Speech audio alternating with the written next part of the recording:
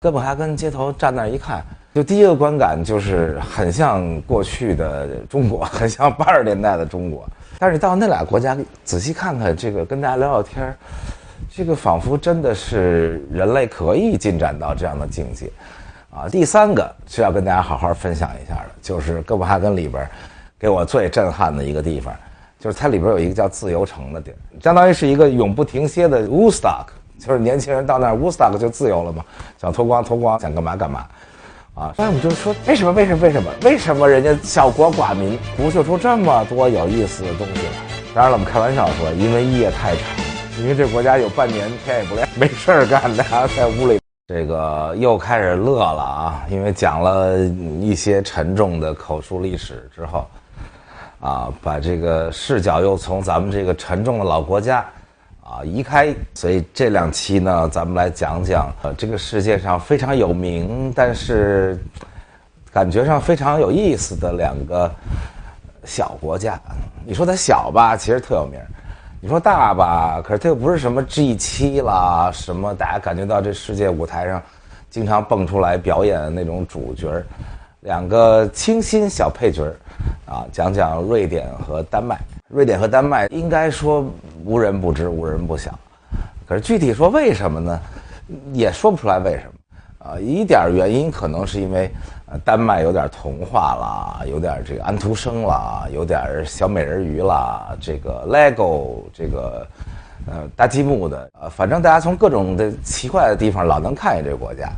啊，一會兒從這世界上的什麼最發達國家、人均 GDP 最高的國家看見這倆國家，瑞典、丹麥。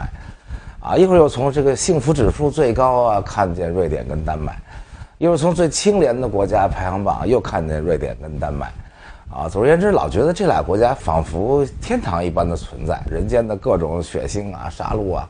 啊，各種亂七八糟陰謀詭計、政治等等，好像都不太參與啊，以至於這個美國這次大選，民主黨這候選人 Sanders 在那電視辯論的時候，他那兒信誓旦旦說：“我當選要把美國建成丹麥。”然後大家都這麼看着他，啊，仿佛就你行嗎？丹麥這麼那個啊，天堂小國。然後那主持人這個 Anderson 還專門問他說：“丹麥只有500萬人口，你確信美國能變成丹麥嗎？”你看，美國是一個很看不上其他國家的國家，啊，美國人很少說我們想把偉大的美國建設成一個別的國家這樣子啊。這想建設成丹麥是我第一次聽美國人說明在大家的心目中，這個瑞典啊、丹麥啊，仿佛是一種很天堂的小存在。到了那兒呢，確實感覺很不一樣。丹麥跟瑞典都是，你要看數據啊，人均 GDP 也都好4-5萬美金以上。啊，都位列西方這個最發達、最富裕國家，啊，大家習慣性的就想到說，發達富裕國家肯定是高樓大廈啦、汽車如雲啦，然後各種豪宅，啊，各種各樣的那種富裕的象徵，各種大商場裡邊賣着各種奢華的東西啊等等。但是你真到了這倆國家，發現完全不是想的這樣子，就是你從拿眼睛這麼看，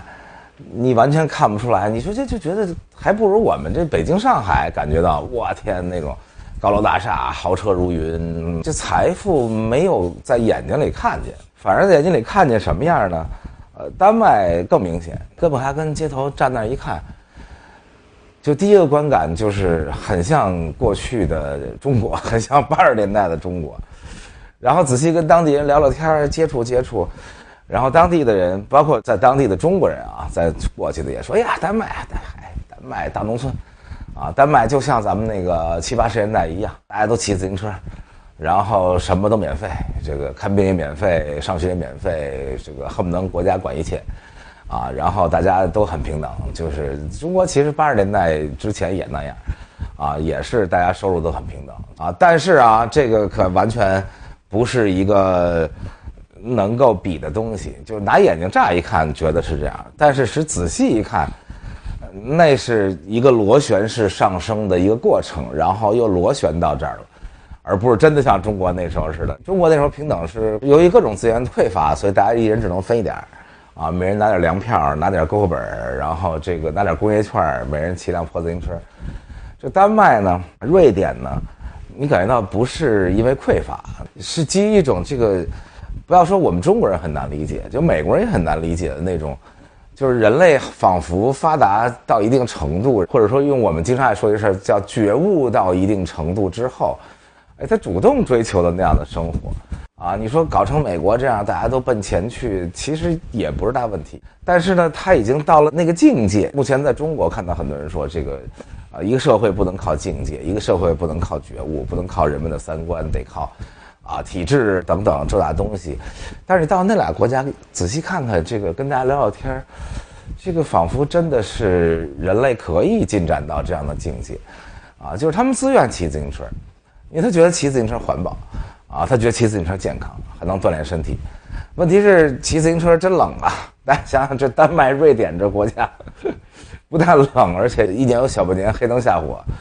他就願意騎自行車，而且那風大的要死的時候，他也騎自行車，他就喜歡這個大家平等。我覺得可以跟美國比起來有很大很大的不一樣。這在美國吧，人們就說，我有一個 dream car， 我為了 dream car 我要努力，我夢想的車是那樣的。等你有了 dream car， 就說我有一個 dream house， 我的 dream house 是那樣，要在哪個區，要有什麼樣的 view， 然後為那事又努力。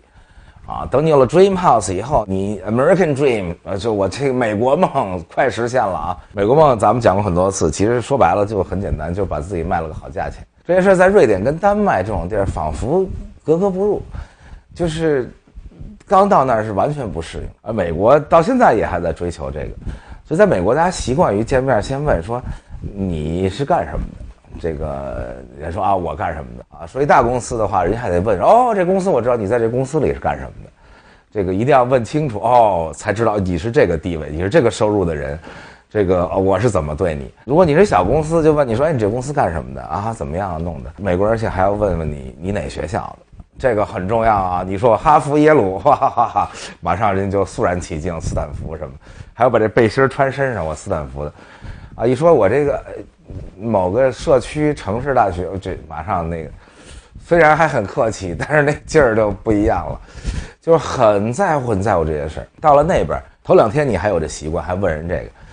個，等人家冷冷的回答你的時候，你就發現自己特沒趣。就沒人在乎說你到底在一公司裡是什麼職位啊？你掙多少錢？你哪個大學畢業的？然後你住多大房子？因為人覺得這不是人家瑞典人、丹麥人追求的，真的不是。咱不能說每一個人就是那整個社會主流的思想跟價值觀真的不是那樣。沒人覺得我應該住一特大的房子，大家就覺得我跟大家差不多。我就住一2室1廳，普普通通的丹麥人、普普通通的瑞典人就住一公寓。然後在那兒幹了很多年，都快幹到退休的了，也就住一小別墅。就大家仿佛就是這樣，一代人挺平等。在丹麥就一人騎個自行車，在瑞典就每人一條小船，而且也不是那種仿佛在美國說我有一個 yacht， 哇天，在美國覺得你好厲害，在那兒反正就是一人一小船，就能看看落日，能釣釣魚，然後也沒那麼先進，就是自個兒到岸邊解解纜繩，然後自個兒把發動機開出去了，大概就是這樣。你慢慢就會覺得，在這個國家挺有意思的大家不聊這些事兒，不聊這錢的事兒，不聊這地位的事兒，也不聊你哪學校。他那兒幾乎只要你想上大學，國家就立即鼓勵你上大學。就你要上大學太好了，你不但上大學，國家還發你錢。在丹麥差不多，你要願意上大學，國家補貼你1個月6000克朗，6000克朗很好了克朗跟人民幣比例差不多。瑞典更好一點。瑞典如果你要上大學，國家不但補貼你幾千克朗，而且還補貼你住的地兒補貼你個公寓，小公寓，你就住在裡頭，你就上大學，你不用有任何壓力，你也不用去想說，哎呀，我上了大學以後，我應該學這個專業，這樣我可以去硅谷，然後學那個專業我就找不着工作了。在美國，一想學藝術，哎呦，爸媽頭疼死了，自己也頭疼，說學藝術，這貸款都還不上，最後這怎麼就業呀？學藝術5%就業率，然後學計算機。學這些，然後去硅谷掙大錢，在那兒大家仿佛沒有這感受，以至於像我們這種長期在壓力下緊緊張張生活的人，聽見人家學音樂都先說一句說學音樂你怎麼找工作呀？人家不在乎。我的大表哥大表嫂30年前就去了瑞典，就住在斯德哥爾摩，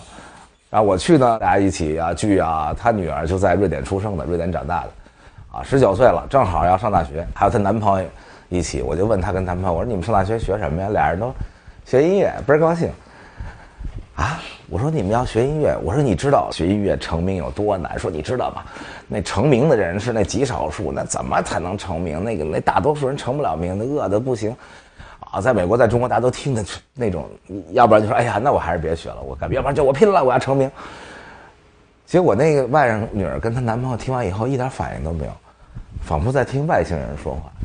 就是說，你跟我們這聊什麼呢？我們學音樂是因為我們喜歡呀，我們沒想成名啊，沒想成為大明星，我們也沒考慮過就業的問題，因為在丹麥、瑞典這種國家，不就業，一個月拿的錢跟就業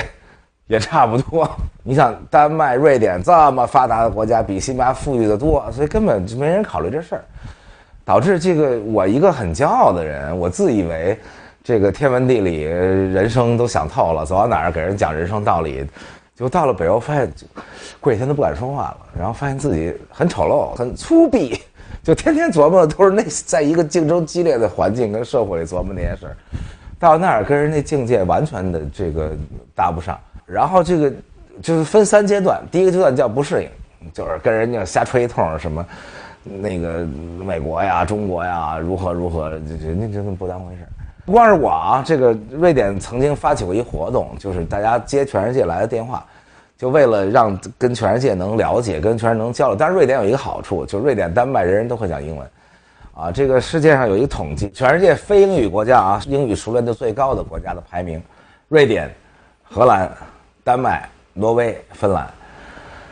哎，想這個除了荷蘭，其實就是全是北歐國家。啊，而且我應該這麼說，那熟練度只是一方面，啊，如果再按這個說英語說的這發音好聽，那其實比好多英語國家說的好聽。那你說有些國家也是英語國家，但是您到那英語國家去一聽人那發音都傻了，但是去瑞典聽人說英文說的非常好，啊，這就是為什麼瑞典怎麼出現那麼多啊這個大歌星啊、大影星等等這些事兒，因為他英文就非常普及。啊，導致他跟全世界人都可以交流，然後發起活動，說全世界人給這個來電話，大家在電話裡聊天就交朋友，啊，結果美國人咣給人打電話，結果大家就互相就很大隔閡，就因為美國人那種心態嘛，美國夢心態，就哎你們國家發達，你幹什麼的？你掙多少錢？什麼恨不能就這種，瑞典人都聽傻了，說你怎麼就問這種問題？我本來以為你要跟我討論這個文化呀，什麼音樂啦、電影啦，但是老美上來就問這問題，所以他這個完全處在你不能了解的那樣的一個新的世界啊。第二個階段就是心理陰暗，到處找人找茬，就是看看人國家你有那麼好嗎？你有那麼高覺悟嗎？就開機場擺渡車的司機，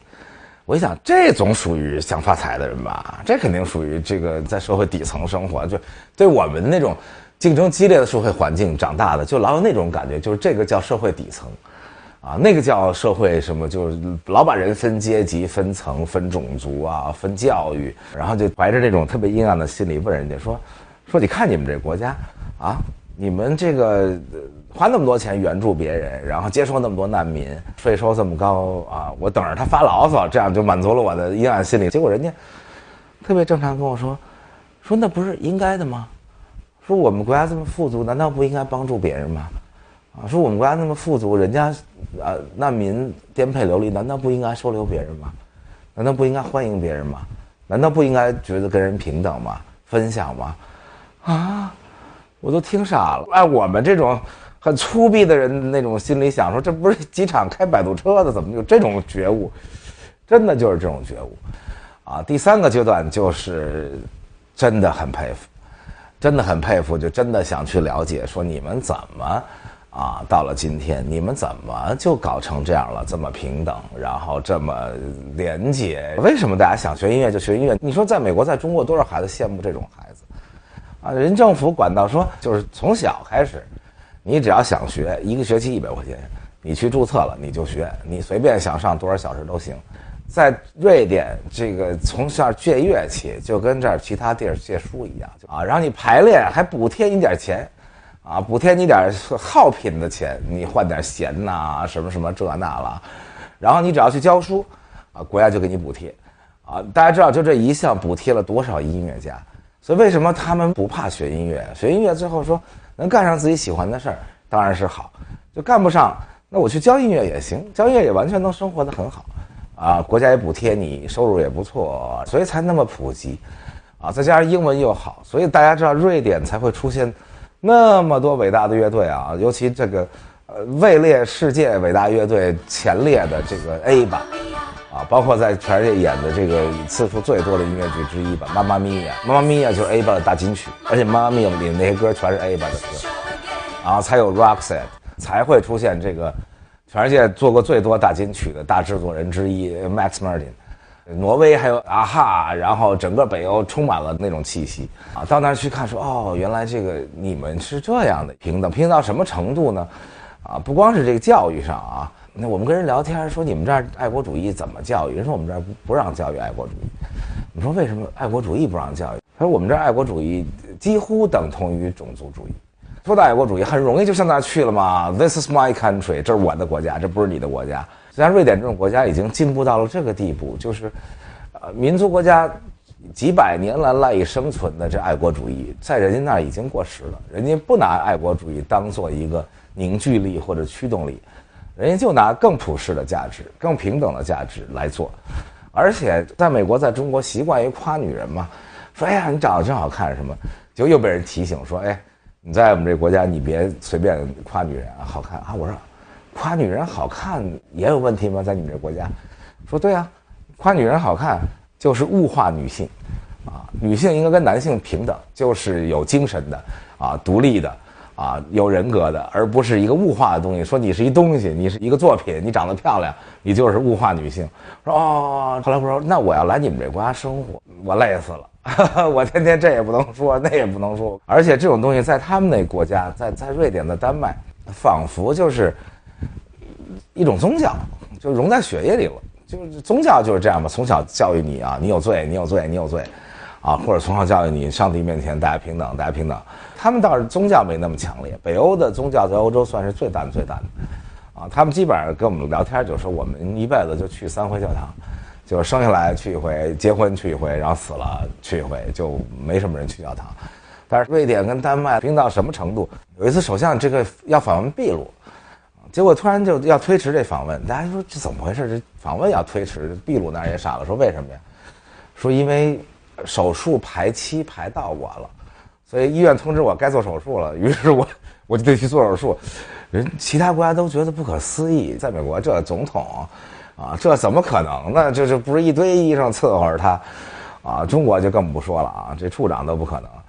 在瑞典一律平等，就大家都去公立医院，到公立医院大家看完病都排队，啊，这個做手術，啊，不管你是誰啊。當然了，這公立醫院的效率低的問題也都有，所有的這個所謂的，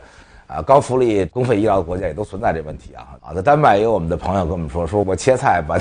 把手指都快切掉了，然後到那個醫院去，啊，急診，結果因為我這死不了人，要死人當然就不用說了啊，於是就排隊。然後先打一瓶麻藥，說你等着吧，醫生就來。但是因為排隊的人那天比較多，結果等排到他說麻藥都過期了，然後他還沒覺得有什麼，他覺得這不是挺正常的嗎？這個該救死扶傷，如何，真的就是這覺悟。要在中國這還了得？在中國不得拿刀砍醫生，說這好麻藥都過期，你要給我做手術，這個人沒事，而且最後又打一針麻藥繼續做，啊！但是這就是公費醫療這個高福利社會的特點。啊，首相本人也一樣，首相本人每天走路上下班，啊，所以瑞典還有首相就叫人給刺殺了。這平等是北歐不光是這倆國家啊，北歐這些國家的共同特點，也是全世界提起北歐來，除了他们那旗子長得都一樣，都是一歪十字，咱們以前講過。然後大家首先想到就是北歐高福利啊、平等啊，他們都差不多，而且他們的語言也差不多。啊，有些能聽懂很多，這個挪威跟瑞典就能聽懂很多，挪威跟丹麥能聽懂更多，然後挪威跟丹麥之間看報紙也能看懂個七七八八，他們之間有各種各樣千絲萬縷聯繫，但是還是有很多的不同。大家從遠處看北歐啊，說都差不多，啊，但是其實到他們自己那兒一看呢，還是有很多不一樣，然後互相之間呢，在內部呢也不太喜歡，這種不太喜歡應該這麼說。它不像是英國跟法國這種不太喜歡，那是太不喜歡。他們那種不太喜歡，有點像中國或者美國之間的內部之間的不太喜歡，有點像比如說美國，啊，紐約那邊跟這個西海岸這兒，然後或者是中國這個北京、上海，啊，這對外大家都啊一愛起國來，南海事兒一上來，大家那都不用說了，就是愛國的不得了。但是內部的時候，丹麥人其實不太喜歡瑞典人，啊，瑞典人也不是很喜歡丹麥人，啊，他們之間国家還是有不小的差距，啊，所以咱們这個分头講講這倆國家的觀感啊。先講這哥本哈根，哥本哈根觀感對我來說啊，除了我說的滿街自行車啊，大家平等這都講過了，啊，最重要是有仨事兒，我覺得特別印象深刻。第一個呢，就是建築。到北歐之前說，哦，北歐這個設計感如何強，深入民心，啊，總的來說，北歐的設計簡潔、大方，而且工業化特別好，啊，大家看什麼宜家家居啊、Lego 啊，他們發明的這些東西就能看出來。但是这哥本哈根有一特點，感覺到大而無當，就是好大這城市，但是沒啥人，就是半天看見一小撮建築，半天看見一小撮建築，完了經常看見各種古怪的建築。就長得倍兒怪，然後還問人家說這建築怎麼長成這樣，那怎麼長成那樣？人說這我們的驕傲啊，甚至從我們這兒旅遊點就是看這怪建築。稍微跟北京有點不一樣，因為我曾經給人寫過一篇文章給 Wallpaper 說北京的建築啥樣，就是我说北京這東三環羅列了世界各大建築師的內心的深處的小魔鬼，都釋放在北京這邊上了。啊，長成各種大褲衩啊，什麼倍兒奇怪。但是丹麥這哥本哈根也羅列了很多怪建築。感覺到也是很多大建築心裡的那種各種小怪物在那釋放，啊，你覺得還有點意思，但是確實有點看着不是那麼協調。就是這哥本哈根給人第一印象，不是那小美人魚啊，那小美人魚說實在的，那去之前覺得好像那哥本哈根是圍繞着小美人魚，這是好像是那樣的一古城，其實也不是，就那一小撮古城，然後那小美人魚特別小。然後旁邊圍繞着無數的亞洲人在那排大隊照相啊。第二個就是吃到了迄今為止最好吃的一餐廳啊。這個我是一個這麼愛吃的人，所以走到哪兒先看看當地有沒有最好吃的餐館。然後到丹麥本來沒存很大的那種想法啊，因為大家一想到北歐就想到說這個北歐肯定不會做飯啊。通常這個大家感覺就是越往冷的地兒越不會做飯。越往熱的地方越往南越會做飯。我曾經還講過說啊，意大利啊、西班牙啊、南法呀，做飯做得好吃，啊，越往北不行了啊，到德國就不行了，到英國到蘇格蘭更不行了。當然了，應該這麼說，普遍的吃的啊是跟這印象差不多的。但是進到那一家餐館裡，給我嚇傻了，做的之精細，做的之新穎，不知道是什麼菜，就是一種很創新的菜。這個而且最可怕的是有23道菜之多。大家知道，在美國國宴到白宮去4道菜，走到哪兒都4道菜。然后他說5道菜的法餐，這個 7 course French， 哇，覺得這已經很神奇了。在巴黎，我曾經吃到過一次18道菜的法餐，這我已經跟人吹牛吹到說，哎呀，哥們兒吃過18道菜法餐，已經吃了這個紅魔眼綠。就到哥本哈根這個餐館，3星級的米其林餐館進去，23道菜。從晚上7點鐘一直吃到夜裡1點，吃的哇天，簡直就是像咱們這種，尤其是中國人吃過那麼多好吃的，很少說吃飯吃到這個，經常倒抽一口涼氣，說他居然還可以這麼想，他還可以這麼晚來做。這廚房整個就開放式的，就在那餐廳裡邊就那樣，大家一邊吃一邊看他做飯，一會兒還過來給你上菜，一會兒還跟你聊2句天，還被我拉着合張影。很年輕，30多歲一廚師。啊，據說經常給丹麥皇家什麼做飯，但是丹麥皇家北歐的王室都很平民化的，不像這個有些地方呢就搞得特別的貴族，啊，就本來没那麼相信，結果吃完傻了，說哦，原來在這種地方還可以吃到這麼好吃的東西。丹麥以農業為最重要、最發達。這個丹麥你要說工業能想起來的，我當然能想起來了。但是如果不搞音樂，其實想不起來很多丹麥的工業。搞音樂人当然知道，全世界最好的音響都是丹麥的。那個著名的那個 B&O 那音響，就是目前最流行的，就這麼大圓盤，然後一代一代的一直都特別好的丹麥音響。啊，在我們這個音樂行業裡，大量的專業器材是丹麥來的。啊，美國的大明星自己帶的話筒線上面都得寫着 Handmade in Denmark，$1000一根，這裡邊是金芯的。啊，做這種高附加值的吧，應該叫這種精細的工業，手工式的這樣的工業。第3個是要跟大家好好分享一下的，就是哥本哈根裡邊給我最震撼的一個地方，就是它裡邊有一個叫自由城的地兒。只要你問人說，哎，你們這城市哪兒好玩？沒有一個人跟你說那小美人魚，小美人魚都是導遊帶你去的。當地人說去那個自由城看看，說那也挺有意思。那自由城是個什麼地兒呢？是這個過於自由而產生的這麼一個地兒。它原來就是一個兵營，後來這個兵營要拆遷走了，拆遷走的時候，結果就衝進一幫，它也不能叫釘子戶了，就衝進去變成釘子戶，就把這兵營給占領了。然後一幫嬉皮士就在裡邊就待着了，也不搬也不走，政府也没辦法。後来逐漸政府就說，那你们就在這兒生活吧，你们就在這裡頭當嬉皮士吧。然後這些人在裡邊這個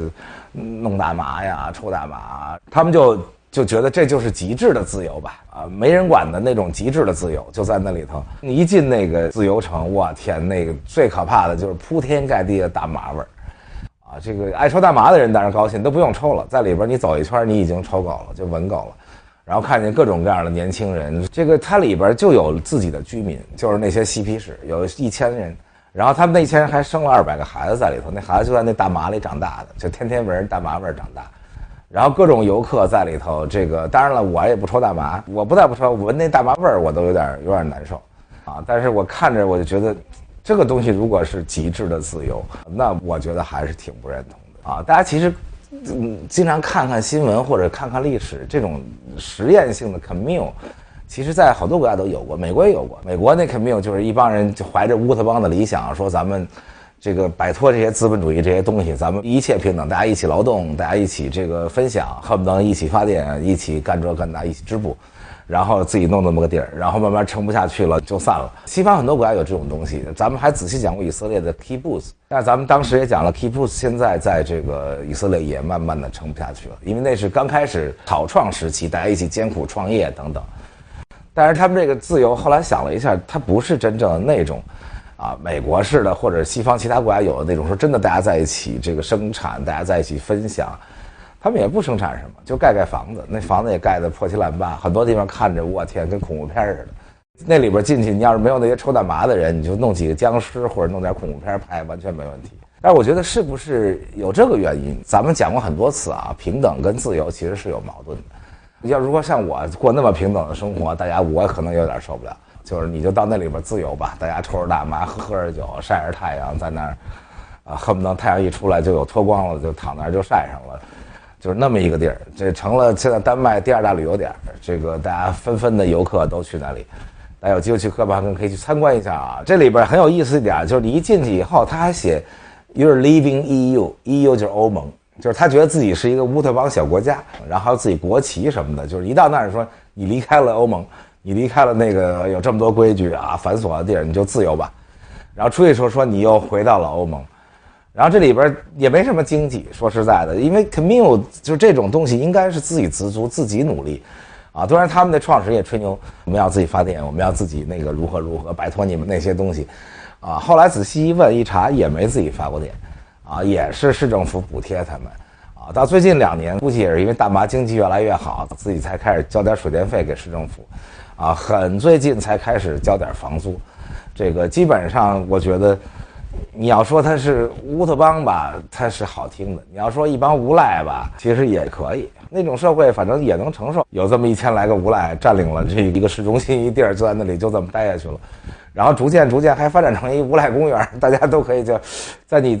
非常高尚的3觀很正的北歐式的那種世界觀下生活的時候，還可以時不常跑那無賴那園裡去待啊，相當於是一個永不停歇的 Woodstock。就是年輕人到那兒 Woodstock 就自由了嘛，想脫光脫光，想幹嘛，啊，是一個還算值得去看一次的地兒。但你讓我去第2回，我是不去。可能我老了啊，沒準年輕時候我就待裡頭了，但是現在我是有點接受不了。而且24小時開着啊，你就隨時隨地都能進去抽大麻。這個哥本哈根或者說丹麥屬於北歐國家裡比較自由的，這個不但還有這麼一自由城裡邊能隨便抽大麻，而且還隨便喝酒。啊，所以丹麥人每次擠的瑞典人就說，你在我們丹麥街頭看見的酒鬼10個有8個都是瑞典來的。丹麥跟瑞典就隔着一橋，哥本哈根就在丹麥跟瑞典的邊境處，首都都市圈是最逗的。這丹麥哥本哈根都市圈是包括了瑞典南部的這個馬爾默呀，在一起合成了一個哥本哈根都市圈，而不是自己丹麥的城市，所以導致這個一說大哥本哈根。啊，就跟說大斯德哥爾摩是一片城市啊，因為斯德哥爾摩本身並不是一個很大的城市。當然了，丹麥人說那沒辦法，原來都是我們的，後來被你們搶回去了。我們去這個哥本哈根一個小飯館吃飯，啊，吃他們當地的那種什麼烤肉啊之類的。一进門就是一個丹麥從前的地圖，然後丹麥從前地圖一看，哦，瑞典南部一大片，這都是丹麥的。然後那服務員還呵呵笑說：“你看，從前都是我們的。”後來我聽這話有點耳熟啊，這原來它都是丹麥的。後來瑞典又把這個海峽這邊的都給弄回去了，但是他這城市圈分不開。然後那瑞典人就一想喝酒了，就跑到丹麥來，然後喝一爛醉。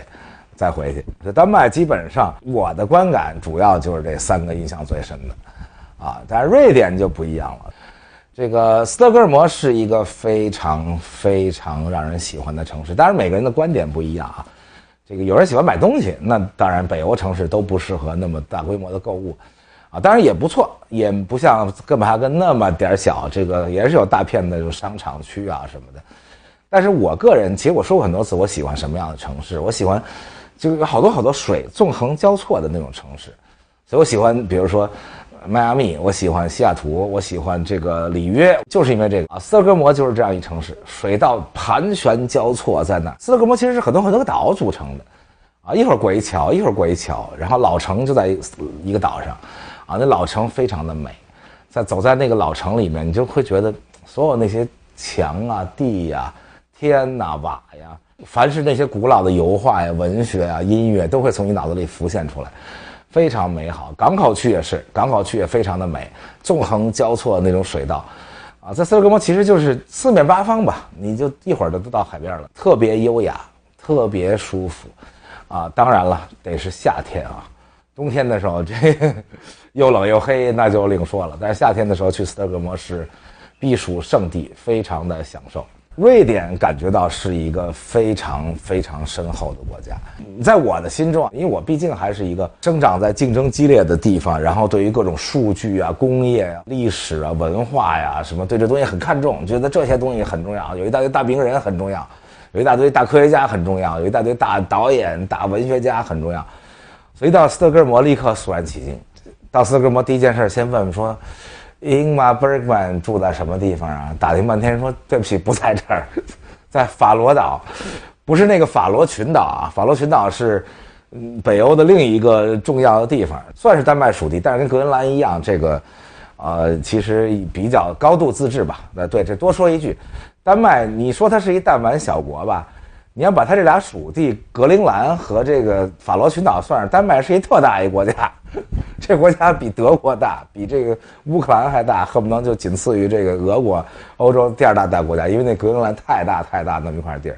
但是通常大家不把這格陵蘭算進來啊，雖然是法理上還屬於丹麥，但是屬於丹麥自治領，這個法羅群島也是。啊，咱們這偉大的導演Ingmar Bergman這個住的地方不是那個法羅群島，大家別走錯了啊，別像我一樣影迷說咱去看看這個。這Ingmar Bergman一下飛法羅群島去了，那可遠了去了，那是法羅島。法羅島這個船就可以到。我看到，湯唯和她的韓國導演老公在法羅島結婚，我說實話心裡還泛起了一絲欣賞和那種讚許。一看這一對有文化，而不是像那些說非得到某某都去爛了那種島上去結婚，然後到某某那種好天天在那結婚的，這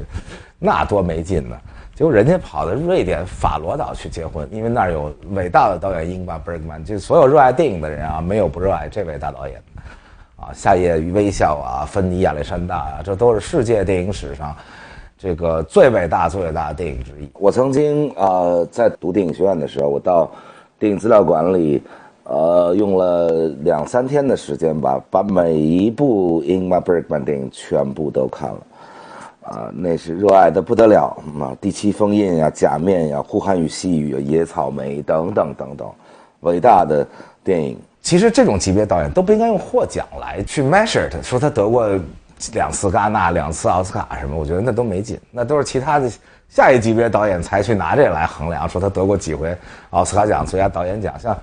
Ingmar Bergman 這種叫大宗師級別的導演，應該叫世界電影的奠基人之一吧。如果能數出5個到8個奠基人，這Ingmar Bergman就是其中之一。斯林堡在這兒嗎？斯林堡在，趕快跑到斯林堡故居去，哇，簡直就是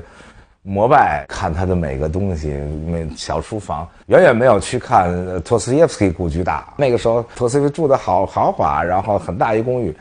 斯林堡那公寓非常小，就是一個臥室，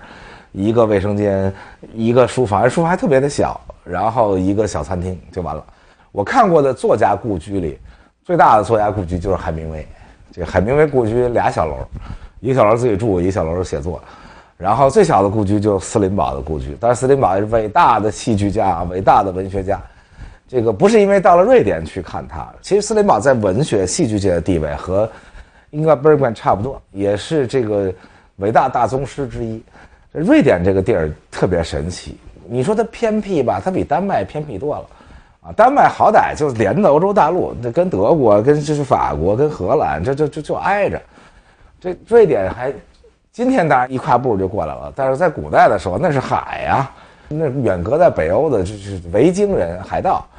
啊，結果居然誕生了一片一片的大師，戲劇有斯林堡，這個音樂咱們剛才說了有 ABBA、Roxette 什麼一大堆這個，然後這個電影還有家寶，還有這個跟 Ingmar Bergman 這個同姓的這個，只不過翻譯成中文以後不知道為什麼這個翻成伯格曼，那翻成鮑曼，也不知道誰翻的，其實這倆姓是一樣的。而且他還演過 Ingmar Bergman 的電影，鮑曼也是好萊塢最偉大的影星之一吧，就是個兒挺高的。這瑞典人這個兒是真高，北歐人個兒都特高。英利鮑曼演戲的時候，這個據說男演員，尤其是那個演《卡薩布蘭卡》裡邊那個男演員叫什麼？亨弗利·包加，那時候翻的名字都特別奇怪。就那哥們兒據說一直站一蘋果箱上跟他演戲，要不然倆人沒法談戀愛，沒法接吻。一大高個，數瑞典的大師，應該說第一名數出來的還不是這幾位，啊，那是全球人民如雷貫耳、無人不知、無人不曉的諾貝爾。全世界你像這麼多科技發達的偉大的國家，這個德國科技那麼發達，咱講過那麼多次啊，美國，啊，咱還講過美國的科技發達，很大原因是德國一幫猶太科學家跑美國來。結果全世界最公認的這個最偉大的科學獎，不光是科學獎了，文學獎。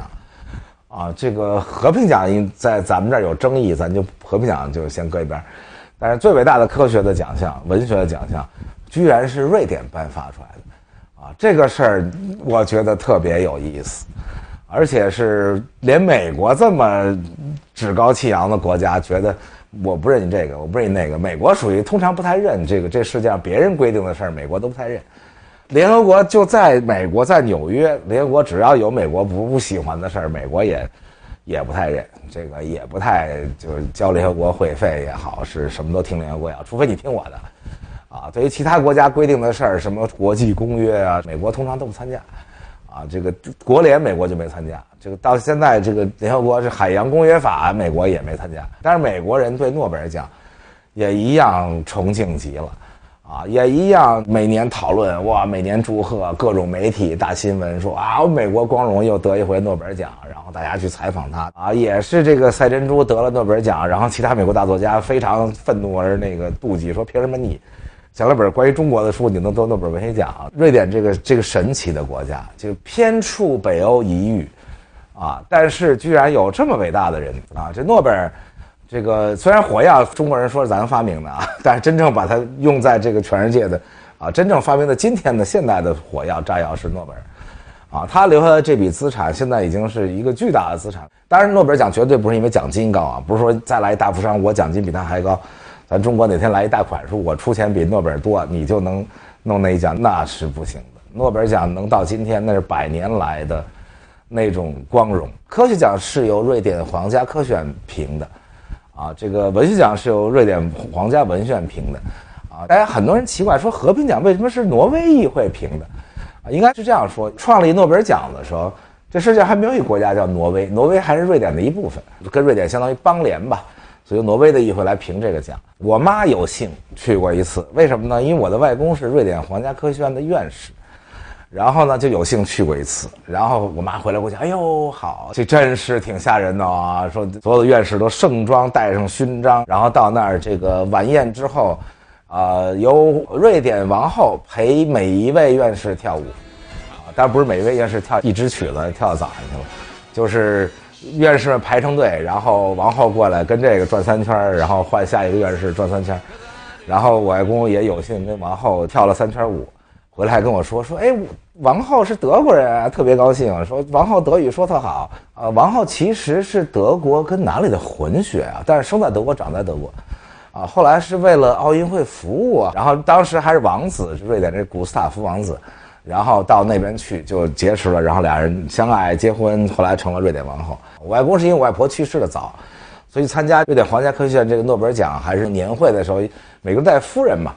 後來外公說我也沒夫人，就跟我媽說你跟我去吧。結果我媽好高興極了，盛裝出席了皇家的舞會之類的。說了這麼多瑞典大名人啊。結果我們在斯德哥爾摩跟人吃飯，然後問人年輕人說：“你覺得瑞典最有名的人是誰呀？”就是瑞典人民覺得特骄傲的。結果人說是伊布拉希莫維奇，給我們都樂了，說啊，諾貝爾不是？然後对，還有個諾貝爾，然後都忘了，能想起來就是伊布拉希莫維奇。這可見年輕人這個跟着這潮流走啊，確實是瑞典的驕傲啊，瑞典的大球星。但是大家聽這個名字啊，就已經不是瑞典人的名字了，因為莫維奇這一聽就巴爾幹那邊來的，塞爾維亞那邊來的莫維奇，但是移民北歐也越來越多的移民去，然後但是大家完全都認為他是瑞典人，啊，我的外甥女瑞典省长纯是一華人，他也不認為自己是一華人。我跟我大哥大嫂跟他們吃飯，說咱們中國人在瑞典如何，他在旁邊就說我不是中國人啊，我是瑞典人，這個我瑞典省长，也確實這個中國字也不會寫，就中文能說幾句。說的最好當然是瑞典文，英文說的極好。瑞典人自己的名字是很容易分辨出来的，都叫這個松那個松。當然了，這次經過歐洲杯，大家發現還有一個比這個松那個松更多的松的國家，就是冰島。那冰島隊清一色全是松，以至於好多人來@我在微博裡說：“高松你怎麼沒參加冰島隊？你應該是冰島隊主力前鋒高曉松。”這個北歐國家很多叫松的，其實英國也有叫什麼松的 ，Jackson。也是這個意思。這個 son 就是兒子的意思，因為北歐是最荒蠻嘛，最早是維京人呐、海盜啊，等到基督教傳來的時候，才開始知道人應該有姓，原來人是沒有姓的，只有一名字這人叫 Jack， 那人叫 Peter， 然後說你們得有一個姓，說那姓什麼呢？這個英國是說我幹什麼就姓什麼，我是木匠我就 Carpenter， 我是鐵匠我叫 Smith， 然後我如果什麼都不幹呢，那我就是誰的兒子？我是 Jack 的兒子，我叫 Jackson。就是從名字變成姓了啊！我是 Peter 的兒子，叫 Peterson。這北歐也是，這個冰島更明顯，瑞典也是大量都叫什麼森什麼森，就是因為他們起名字的時候，因為不知道怎麼起名字，就是他爸爸叫個什麼名字，本來就一個詞兒，然後就後邊加一森，就是他們家那姓就來了，就是我是誰誰的兒子。這個德國其實也有，但是不多。德國叫 Fis 什麼，大家看叫 Fitzgerald 什麼菲斯杰拉德，菲斯这個菲斯那個。那個菲斯就是那 Fis 就是兒子的意思，只不過給裝前頭了，就是我是杰拉德的兒子，你就叫 Fitzgerald 所以這個瑞典就大量的這名字。乒乓球運動裡還有說佩爾森什麼這森那森，然後我們還問年輕人，我說那瓦爾德內爾是不是很有名？想起來說對挺有名，因為瑞典得奧林匹克金牌不是那麼多，所以瓦尔德內爾曾經在乒乓球上得過奧運會的冠軍啊，這在瑞典人民心目中還是记得，說是瓦爾德內爾。大概也是活着的瑞典人裡中國人民的老朋友，中國人民最熟悉的就是這瓦爾德内尔。这瓦尔德内爾先后打了，我都數不出來有多少代。中國一會兒一代乒乓球各種明星大將，一會兒一代乒乓球國手，然後每次出去打一看对面還是老瓦，永遠跟老瓦打。從蔡振華他們那會兒就跟老瓦打，一直打到00幾年。後來這個老瓦還跑到中國來參加過中國的職業聯賽，參加過一中國什麼職業隊，在裡邊打球，挺有意思。瑞典的整個的科技工業都走在世界前列。軍事工業是代表了一個國家工業的最高水平，因為軍事工業不是拿來充樣子的軍事工業不是電冰箱軍事工業不是電視機，說擱那兒這個2天壞了就算了。軍事工業是考驗一國家工業最高水平，包括了材料技術機械、電子等等綜合而全面的工業能力、技術能力。大家知道，炮用的鋼跟電冰箱用的鋼可完全不是一種鋼應該是這麼說。全世界除了這5大常任理事國，沒有什麼國家像瑞典這麼門類齊全的軍事工業，而且拳頭產品那麼多，而且還極為創新。大家看到這個殲10，說這看着有點眼熟。全世界這個戰鬥機這肩上長倆小翅膀，這叫鴨翼，這個玩意兒就是瑞典最先開始用的。當然了，其他國家虽然也研制過用压抑的噴氣式的飞机，比如说美国的 XB-70轰炸机，但是没有投入使用。应該說薩博37雷式戰鬥機是世界上最早投入使用的壓抑的噴氣戰鬥機。到現在瑞典的拳头產品這鷹獅還是沿用了瑞典的特色，就是這種壓抑的戰鬥機。當然了，後來各國也都跟上了啊。最開始各國都不用那個，但今天再一看，這個世界各國的普遍的3代半戰鬥機，就管它叫3代半吧，因為分代其實有很多種分法，有人說那叫4代半，有人叫3代半，我们就統一都管它叫3代半戰鬥機。就發現3代半戰鬥機大量的都是用了壓抑，包括法國的陣風啊，包括英國、德國、意大利研制黃蜂啊，這個歐洲戰鬥機也是這樣的壓抑加大切角三角翼，而且鷹獅毫不落後於法國的陣風啊，鷹獅大量原創。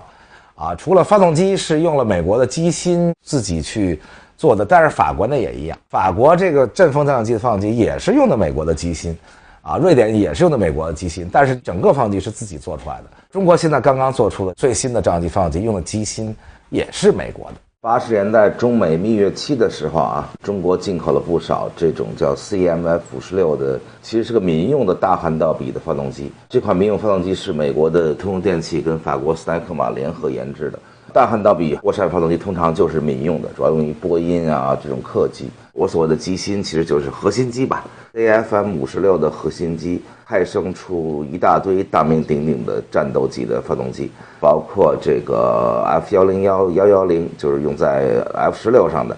，F404以及後來的 F414用在美国的 F18的戰鬥機上的，也包括了法國的 M88用於陣風的戰鬥機。這個瑞典呢是購買了 GE 就是通用電氣的全套技術資料自己做了這個叫 RM12用於 JAS39 就是鷹獅戰鬥機。中國呢當然沒有獲得全套的技術資料等等因為只是買了發動機嘛，而且中美蜜月期一過89年以後，美國也不賣給中國任何這種技術了，所以中國是自己逆向的去測繪。這個就難度高得多把這個核心機給做出來。同時後來又用了很多從俄羅斯購買的這個 AL31F 發動機的各種控制技術，再加上咱們自己研發的大量的自主技術，等於是我們現在的太行也叫涡扇10吧，就是自主的技術、蘇聯的技術、美國的技術，最後自己做出來這一款太行發動機。當然了，太行發動機改進到今天已經是比較先進的發動機了而且大家知道，戰鬥機銷量是降低成本的最重要的原因瑞典自己採購量極少，這很不容易。法國敢研制，因為自己採購量大，首先就能滿足這戰鬥機基本的生產量。那人英國、德國、意大利、西班牙一起做一個歐洲戰鬥機，4個國家的採購量滿足這個，再去出口，按說已經出口一架賺一架了。人瑞典自己這麼小一個國家，一共1000萬人，一共能採購的飛機也沒幾架。人就敢於自己研制，因為人家有信心我這東西好，全世界能買。大家現在看到全世界軍艦越来長得越怪了越来長得越像過去那未來世界那樣的，就是叫隱形戰艦，不像過去戰艦都炸着炮衝外導彈衝外，現在全都埋在裡面，長得像一個幽靈。這樣的軍艦也是瑞典發明的，瑞典最開始生產的這個叫維斯比級，就是現在最先進的武器。而且瑞典也是最開始做一個大炮裡邊裝了這麼小一發動機，因為大炮一個原来最大問題就要麼就特別貴的自行火炮，那個東西太貴了，一般国家買不起；要不就是不能自行的火炮，不能自行火炮就是到一個地方要把大架打開，然後支好了，然後瞄好了，咣咣咣打幾炮，然后要收起来，手有无数人力一起扛起来，然後再把它并起来，再挂在卡车上走。跟现代的战爭已經完全不符，因為現在戰爭你最多開個10炮，對方已經完全知道你炮位在什麼地方，所以開幾炮得轉移。所以瑞典是第一個又發明了說，在那個不是自行火炮，就是那種普通大炮，但是裡邊裝一發動機，它能自己慢慢的走一點，開幾炮呼跑那兒去了，然後再開幾炮呼跑那兒去了。當然長途的時候還得掛在卡車上一下銷量又特別好。而且出口到全世界去，包括印度的主力的大炮都是博福斯的這些。然後卡車載的車載自行火炮，就是等於結合了自行火炮的優點，但是沒那麼高成本，算是冷戰以後重要的軍事裝備的進展吧。雖然瑞典不是最先的最先的應該是法國的凱撒，但是瑞典的弓箭手卡車載的自行火炮155毫米的應該是算最先進的卡車載自行火炮。當然了，後來中國有點後來居上中國現在研制了大量的這種卡車載自行火炮，各種口徑的，各種不同的配置的，目前在世界上也開始處於領先的位置。你想，美國這國家很少買外國的武器。這二戰期間，美國的主力的高射炮，大家看到二戰的所有紀錄片啊，航空母舰、战列舰一排一排的40毫米炮，全是瑞典博夫斯生产的。包括中国啊，中国從抗戰到後來，大量的都是从瑞典引进的各种各样的武器。坦克，瑞典坦克长得之怪，所以瑞典人他不是去学人家，他自己有自己的完全的有意思的想法。瑞典那最著名的坦克叫 S 坦克，一看就全世界没长这样的坦克，没炮塔，全世界坦克都长成底下一匣子，頂上裝一炮塔，然后炮塔四處轉。瑞典那坦克就是一個匣子，一個匣子從裡邊伸出一門炮，而且也是就是西方最標準那個 L7那個105毫米炮。為什麼呢？因為瑞典人說我們全是高山密林，我们不在大平原上跟人打大坦克戰，大平原打坦克戰是大平原上所有上千輛坦克互相衝，你這一邊衝這炮得向左右轉。其實我們不用啊，我們就是要在密林裡跟人家埋伏好了打，所以不需要炮塔。但是我們最重要的是，沒了炮塔以後，那坦克這麼點小，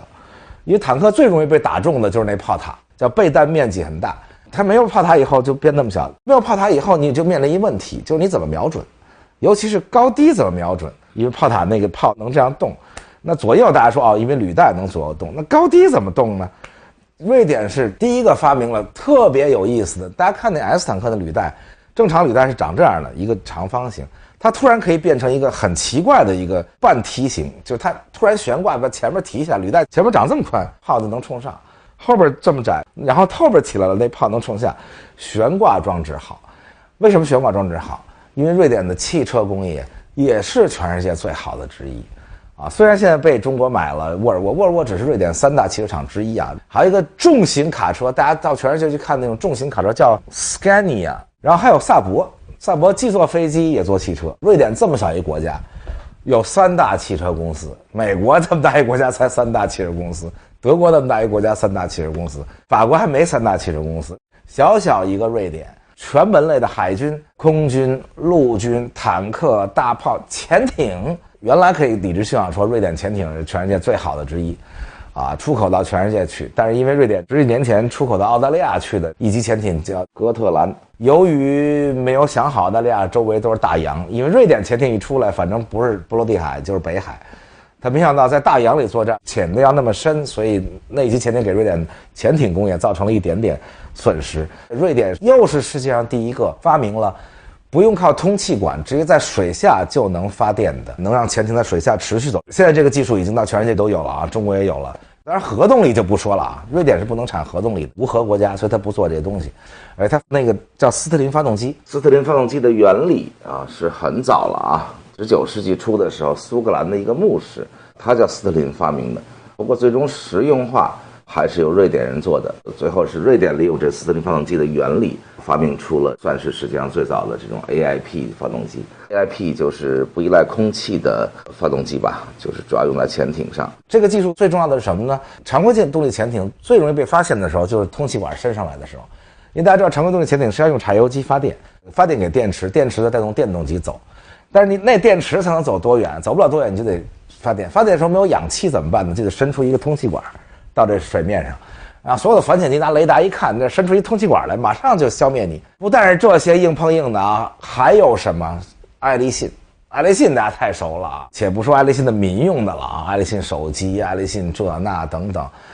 愛立信的軍用的雷達，全世界最先進的之一，絲毫不弱於美國的雷達。雷達當然越高越好了，越高看得越遠嘛，因為地球有曲率嘛。雷達放在地面上只能看12海里，12海里領海就這麼來的，因為12海里以後這地球彎下去了，那你就越高越好，所以把雷達建在山頂上，在山頂也沒擱飛機上好啊。所以預警機是一個國家空軍最重要的裝備之一。大家知道過去的預警機就是背上背一大圓盤，那圓盤裡是一個大雷達在轉，機械掃描雷達，然後又笨重，然後得用大飛機。瑞典人第一個想出來了，用相控陣雷達。相控雷達是全世界最先进雷達，就不用機械掃描，而是用電子相位掃描，你只要把相位一排一排排列，它能自己組成不同的波速掃描。於是就再也不用一個大圓盤了。所以實際上最先進的第一個叫平衡木預警機，就是背上背了一平衡木，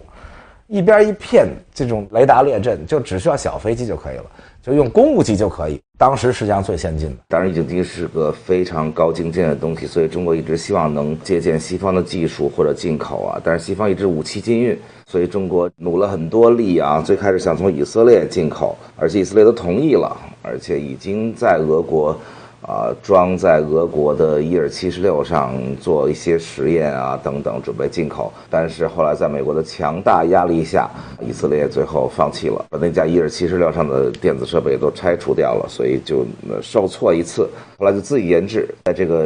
運8的改進型，就運9的螺旋槳的運輸機上裝了平衡木。當然了，也出現了很多挫折啊。最大一次挫折就是06年的廣德空難，一架實驗的中國的平衡木的預警機在安徽廣德失事了。非常不幸的是，上面搭載了運方的電子專家和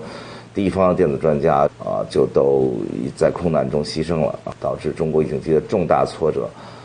那後來是通過巴基斯坦進口了瑞典的白眼巨人，就是裝了這個雷達叫愛麗眼的預警機。當然了，巴基斯坦巴鐵嘛，跟咱們關係這麼鐵，所以巴基斯坦進口的武器通常能跟中國分享一下，包括之前的 F-16啊，包括這次的愛麗眼的雷達。當然，中國的預警機後來就發展也很快啊，現在中國自己研製的預警機也出口了巴基斯坦，而且據巴基斯坦說，中國的預警機的性能比他們買的瑞典的愛麗眼雷達的這個預警機還要先進。這些東西都是瑞典自己獨立研製出來，而且是走在世界前面的，而不是跟在後面學的，像韓國、日本，它是自己有自己的完整的體系。當然，大家能看見還有宜家，宜家家居，媽呀，全世界最大家具公司，而且還曾經宜家家居的這哥們兒還超越比爾蓋茨，還當過世界首富，啊，當然了，很快就不是了，因為瑞典那稅實在太高了，堅持不了世界首富。你說家具有什麼好弄的？家具不就是那個木工活嗎？結果人家居然能做成大系統，而且能做成全球的最大的，到處都是的這麼個玩意兒。所以瑞典這個國家應該說是一個偉大的國家，能誕生這麼多偉大的人，這麼多強大的工業以及設計，而且人家還不跳出來亂鬧。瑞典也不加入你什麼 G7呀，我就當一中立國，我不跟你們拉幫結夥，也不跟你們結派，反正你們打仗我就賣武器。瑞典確實沒少賣。二戰期間，瑞典靠賣武器和賣礦產發了大財啊！瑞典的礦產資源是極為豐富啊，應該這麼說，有一些小國寡民能發展的特別好，當然要總結人家的制度啦，人家等等啦。但是以我們一貫的地理決定論的立場，就是他在一個很好的地方待着很重要。這個有多少人垂涎他這塊地方要去揍他？啊，以及它地下的礦產有多豐富，當然這不是最主導的啊，因為其實你看中東很多國家，那更豐富啊，那流油啊，但是也沒有做到瑞典、丹麥這樣的啊民主的、平等的、現代的、自由的這樣的國家啊。但是最開始起步的時候，瑞典確實沾了這光，當然人類很久以前就能煉鋼了啊，但是不是什麼礦石都能煉啊，只能煉特別優質的鐵礦石，這個鐵礦石出來含鐵量特別高才能煉鋼。什麼地方的礦石是全世界最好的礦石呢？就是瑞典的鐵礦石啊。瑞典的木材那是全世界，當然芬蘭也很好啊，挪威、北歐的木材是最好的，因為在冷的地方長出的樹，大家想想，那長很多很多年，長出那木頭都是最好。木頭好導致造紙造得最好，因為造紙就用木頭嘛，你用這麼好的木頭造紙，導致瑞典的紙業也最發達。大家看到包裝的什麼利樂包，就是什麼這牛奶啊，什麼這東西，這都是瑞典來的。所以大家一提到瑞典，感覺到就是說高質量的，有設計感的，有很多原創的東西的，有風格的，高科技的，而且這他還不滿足，他還給我們弄出個 Spotify 來，80多億美元市值，這個全球最大市值的音樂機構。你想想看，瑞典人發明了一個音樂播放器，結果全美國人都在用。美國人也不覺得這是瑞典發明的，美國人覺得這就是一款很好的音樂播放器。大家想，硅谷這麼多高科技公司，現在蘋果也有播放器跟 Spotify 幹，然後 Amazon 也出了播放器跟 Spotify 幹，美國本土還有一個 Pandora， 結果人 Spotify 就是幹倒了你們所有人，依然到今天還是世界第一最大的。後來我們就說，為什麼人家小國寡民鼓秀出這麼多有意思的東西來？當然了，我們開玩笑說，因為夜太長。因為這國家有半年天也不亮，然後就接近北極圈，沒事兒幹，大家在屋裡待着，雪那麼大，封住了門，天也不亮，然後天天在那兒鼓秋這些東西，但是肯定不是就這原因。要就這原因，那俄國应該是最強大的。你看，那俄國那麼大的面積都在那個那么冷地方，俄國人怎么没搞出这東西來？啊，所以要回頭好好想一想，瑞典、丹麥為什麼能有今天？所以簡單回述一下他們的歷史，看看他們是怎麼來的。好，瑞典、丹麥今天先聊到這裡，下期再見。